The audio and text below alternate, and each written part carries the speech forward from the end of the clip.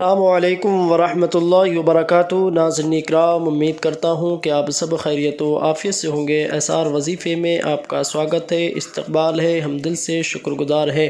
کہ آپ اس چینل پر تشریف لے کر آئے۔ آج ہم جانتے ہیں سورہ الرحمن کے بارے میں، سورہ الرحمن پڑھنے اور سننے کے فضائل اور اس کی برکتیں۔ اگر کوئی بندہ سورہ الرحمن جس مقصد سے پڑھتا یا سنتا ہے تو اللہ تبارک و تعالیٰ اس کے اس مقصد میں کامیابی عطا فرماتا ہے، اور اللہ تبارک و تعالیٰ اس کے اس مقصد میں اس کو کامیابی ملتی ہے۔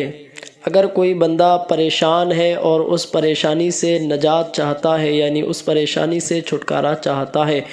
تو وہ سورہ الرحمن کو پڑھتا یا سنتا ہے، پھر اس کے بعد میں دعا کرتا ہے، دل میں جائز تمنا رکھتا ہے اور اللہ کی بارگاہ میں دعا گو ہوتا ہے، تو اللہ تبارک و تعالیٰ اس کی اس پریشانی کو دور فرما دیتا ہے۔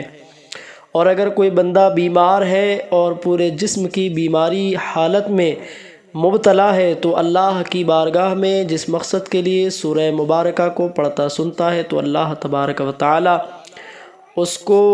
شفا عطا فرماتا ہے۔ اسی طریقے سے بندہ کس مقصد کے لیے پڑھتا ہے تو اللہ تبارک و تعالیٰ اس کے اس جائز مقصد میں کامیابی عطا فرماتا ہے۔ اس سورہ مبارکہ کی خاصیت یہ ہے کہ بندہ اگر اس کو پڑھتا ہے، اگر اس کے سینے میں درد ہے یا جسمانی بیماری ہے یا سینے میں درد ہوتا ہے بڑا تیز، اور پھر اس کے بعد میں اگر وہ سانس کا مریض ہے، یعنی سانس پھولنے کا اگر مرض میں مبتلا ہے، پڑھنے کے بعد میں پانی پر دم کر کے اللہ کی بارگاہ میں دعا کرتا ہے تو اللہ تبارک و تعالیٰ اس کو شفا عطا فرماتا ہے۔ اور اگر کوئی بندہ روزانہ عشاء کی نماز کے بعد اگر اس کو پڑھتا ہے تو اللہ تبارک و تعالیٰ اس کو ہر مرض سے اللہ سورہ مبارکہ کی برکت سے اس کو شفا عطا فرماتا ہے۔ اور جس بندے کی اگر آنکھیں دکھتی ہوں یا آنکھوں میں درد ہوتا ہو، اس کی بینائی کم ہو، سورہ مبارکہ کو پڑھ کر اپنے ہاتھوں پر پھونک کر، اپنی انگلیوں پر پھونک کر اپنی آنکھوں سے پس کرے اور حضور اکرم صلی اللہ علیہ وسلم کا وسیلہ دے کر اس کو چمکارے، یعنی محمد الرسول اللہ صلی اللہ تعالیٰ علیہ وسلم پڑھ کر اس کو چومتا ہے پھونک کر، تو اللہ تبارک و تعالیٰ اس کی آنکھوں کی بیماری کو دور فرما دیتا ہے، اور دکھتی ہوئی آنکھوں کو اللہ تبارک و تعالیٰ شفا بخش دیتا ہے اور اس کی روشنی کو، آنکھ کی روشنی کو دوبالا عطا فرماتا ہے۔ اسی طریقے سے سورہ الرحمن اگر کوئی بندہ لگاتار اگر پڑھتا رہتا ہے تو اس کے ہر مقصد کی کامیابی کے لیے بہت زیادہ فائدہ مند ہے۔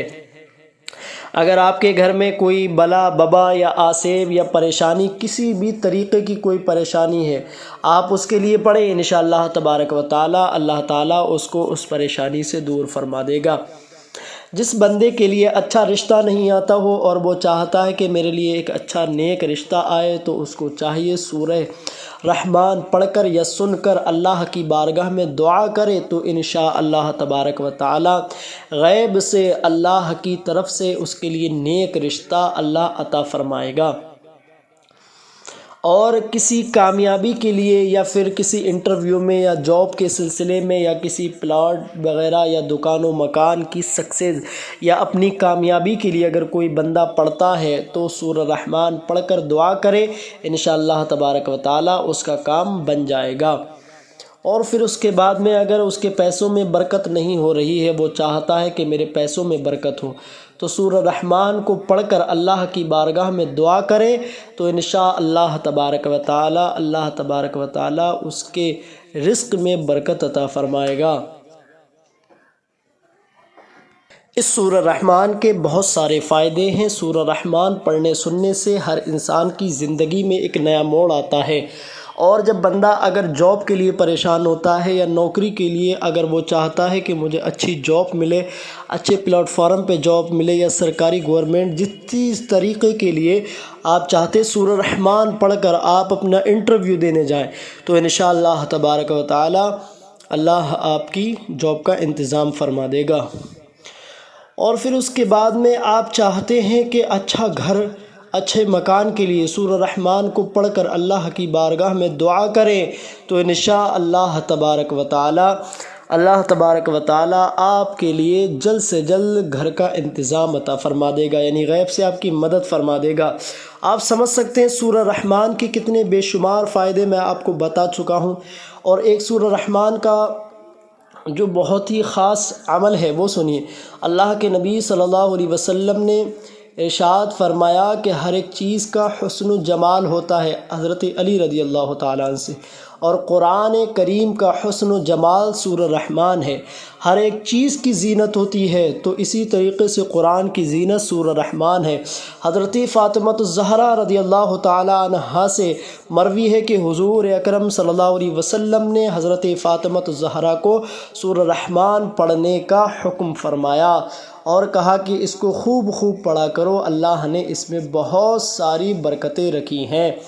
اگر کوئی بندہ اس کو پڑھتا ہے، حضرت علی رضی اللہ تعالیٰ عنہ کو بھی ترغیب دی اور کہا کہ اس سورہ مبارکہ کو پڑھو، اللہ تبارک و تعالیٰ آپ کی تمام مشکل و حاجتوں کو پورا فرما دے گا۔ تو اس سورہ مبارکہ کو پڑھنے سننے سے کیا ملتا ہے اور کیا ہوتا ہے آپ سب جان ہی چکے ہیں۔ اس تو آئیے حضرات، ہم شروع کرنے سے پہلے ہم آپ سے چھوٹی سی ایک عرضی جو ہم ریکویسٹ کرتے ہیں، سب سے پہلے ویڈیو کو لائک کر دیں، چینل کو سبسکرائب کر دیں۔ ہمارے SR وظیفے پر ایسے ہی ویڈیوز ہم لے کر قرآنی وظیفے آتے رہتے ہیں۔ چلیے اب ہم پڑھتے ہیں، آپ سماعت کیجئے، اس کو ایک سائیڈ میں رکھ دیجئے، دکان و مکان کی خیر و برکت کے لیے بہت زیادہ مفید ہے، اس کو سنیے، یا تو ایئر فون وغیرہ لگا لیجیے اپنے کانوں میں، انشاءاللہ تبارک و تعالیٰ بہت سارا فائدہ محسوس ہوگا۔ چلیے اب ہم پڑھتے ہیں، آپ سماعت کیجیے۔ اعوذ باللہ من الشیطان الرجیم، بسم اللہ الرحمن الرحیم۔ الرحمن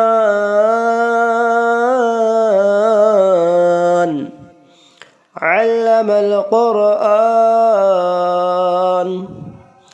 خلق الإنسان علمه البيان الشمس والقمر بحسبان والنجم والشجر يسجدان والسماء رفعها ووضع الميزان ألا تطغوا في الميزان وأقيموا الوزن بالقسط ولا تخسروا الميزان والأرض وضعها للأنام فيها فاكهة والنخل ذات الأكمام والحب ذو العصف والريحان فبأي آلاء ربكما تكذبان خلق الإنسان من صلصال كالفخار وخلق الجان من مارج من نار فبأي آلاء ربكما تكذبان رب المشرقين ورب المغربين فبأي آلاء ربكما تكذبان مرج البحرين يلتقيان بينهما برزخ لا يبغيان فبأي آلاء ربكما تكذبان يخرج منه اللؤلؤ والمرجان فبأي آلاء ربكما تكذبان وله الجوار المنشآت في البحر كالأعلام فبأي آلاء ربكما تكذبان كل من عليها فان ويبقى وجه ربك ذو الجلال والإكرام فبأي آلاء ربكما تكذبان يسأله من في السماوات والأرض كل يوم هو في شأن فبأي آلاء ربكما تكذبان سنفرغ لكم أيها الثقلان فبأي آلاء ربكما تكذبان يا معشر الجن والإنس إن استطعتم أن تنفذوا من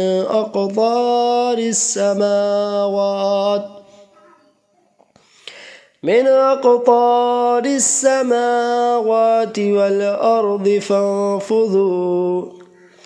لا تنفذون إلا بسلطان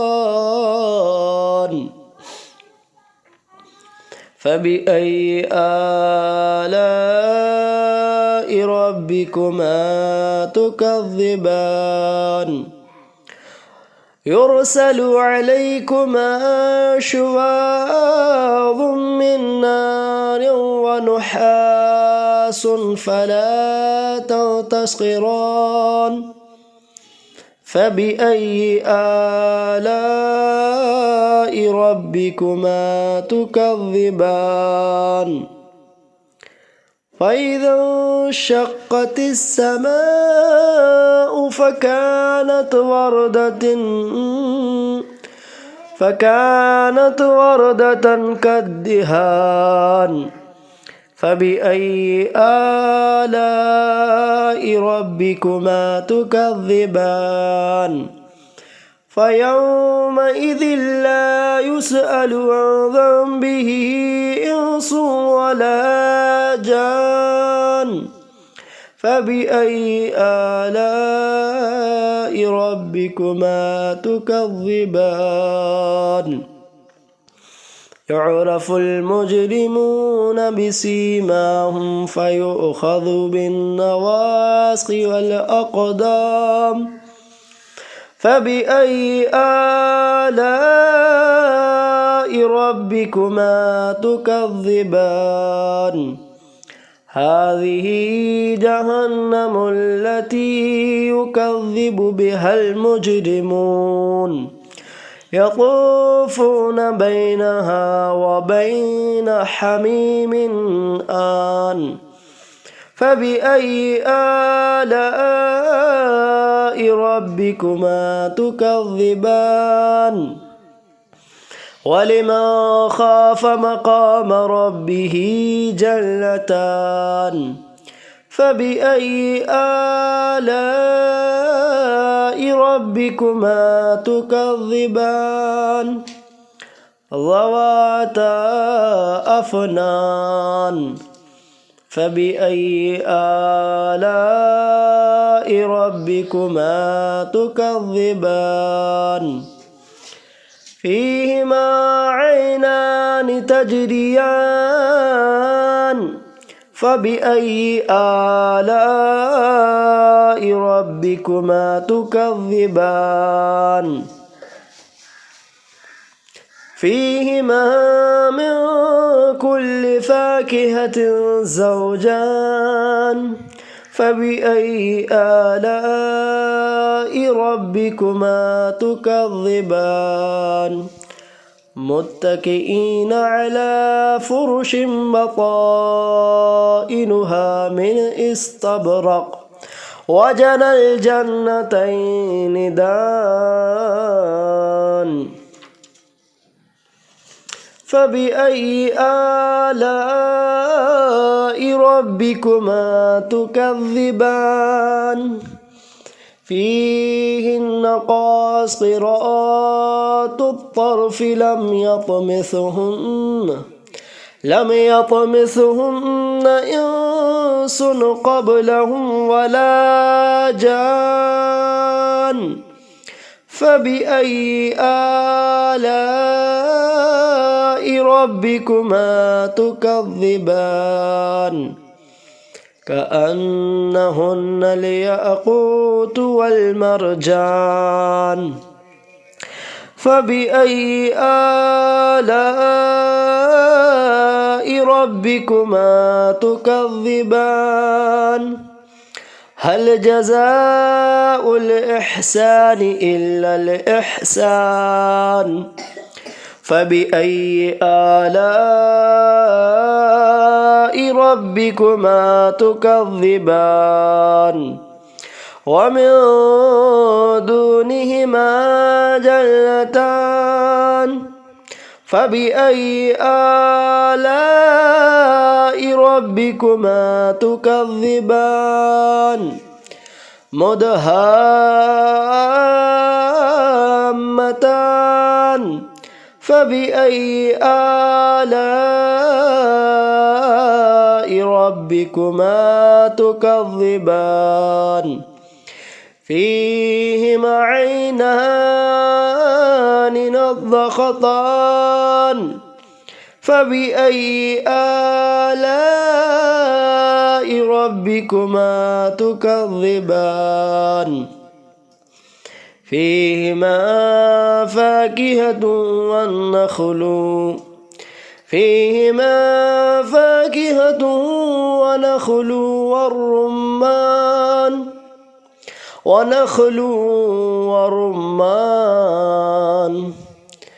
ونخل ورمان فبأي آلاء ربكما تكذبان فيهن خيرات حسان فبأي آلاء ربكما تكذبان حور مقصورات في الخيام فبأي آلاء ربكما تكذبان لم يطمثهن إنس قبلهم ولا جان فبأي آلاء ربكما تكذبان متكئين على رفرف خضر وعبقري حسان فبأي آلاء ربكما تكذبان تبارك اسم ربك ذي الجلال والإكرام آمنت بالله صدق الله العظيم وصدق رسوله النبي الأمين الكريم हज़रात हमने सूरह रहमान पढ़ी, आपने समात की। आइए अब दुआ कर लेते हैं। या अल्लाह तबारक व ताला जो हमने सूरह रहमान पढ़ी है और जिस हज़रात ने जहाँ जहाँ से सुनी है, अल्लाह सबका पढ़ना सबका सुनना अपनी बारगाह में कबूल अता फरमा। या अल्लाह इसकी बरकत से मौला तबारक व ताला सूरह रहमान को हुज़ूर अकरम सल्लल्लाहु अलैहि वसल्लम की बारगाह में पेश करते कबूल फरमा। या अल्लाह तमाम ही अम्बिया कराम रसूलान निज़ाम खलफ़ाए राशिदीन सहाबा कराम शुहदा कराम ताबईन तबे ताबईन में मुजतहिदीन अहले बैत अतहार हुज़ूर के जानिसार अहले बैत अतहार औलाद आदम में जिसका भी ख़ात्मा बिल खैर हुआ तमाम की रूह को पेश करते मौला कबूल अता फरमा। दर्जा बदर्जा जितनी भी दराइज है मौला सब की बारगाह में नज़र मौला कबूल फरमा। या अल्लाह फ़ातिहा का सवाब तमाम ही औलिया कराम की बारगाह में पेश करते मौला कबूल फरमा। जितने भी रूहें इस दुनिया से ताल्लुक़ रखती हैं, जहाँ जहाँ कब्रिस्तान में मदफन है مولا سب کی روحوں کو ثواب عطا فرما۔ یا اللہ تبارک و تعالی اس کی برکت سے سب کی پریشانی کو دور فرما۔ یا اللہ جس کے کاروبار میں برکت نہیں ہو رہی اس کے کاروبار میں برکت ترقی عطا فرما، دکان میں خیر و برکت کے نزول فرما، گھر میں، کھیت میں، کھلیان میں، رزق میں، اولاد میں، کمائیوں میں برکت عطا فرما، نیک جائز تمناؤں کو پورا عطا فرما، جن کے رشتے نہیں آ رہے غیب سے رشتوں کے انتظامات عطا فرما۔ یا اللہ ہر بلا ببا سے سب کی حفاظت عطا فرما، حالات ہندوستان کو بہتر عطا فرما، سب کو بھائی چارے کے ساتھ رہنے کی زندگی گزارنے کی توفیق عطا فرما۔ یا اللہ ہم سب پر اپنا فضل کرم رحم عطا فرما۔ یا اللہ تو رحمان رحم فرما، تو کریم کرم فرما، الہی رنج و غم کافور کر دے، یہ سینہ نور سے معمور کر دے، نبی کی کالی زلفوں کے تصدق و سیاہی ہم سب کے دل کی دور کر دے، خار ہیں بدکار ہیں ڈوبے ہوئے ذلت میں ہیں، جیسے بھی ہیں مولا تیرے محبوب کی امت میں ہیں، مولا دربار خواجہ اور سنبل کی جامع مسجد کی حفاظت عطا فرما، مسلمانوں کی حفاظت فرما، ہندوستان کی حفاظت فرما، اس ہندوستان کو بہتر عطا فرما۔ جب دم واپسی اللہ پر لا الہ الا اللہ محمد رسول اللہ صلی اللہ علیہ وسلم۔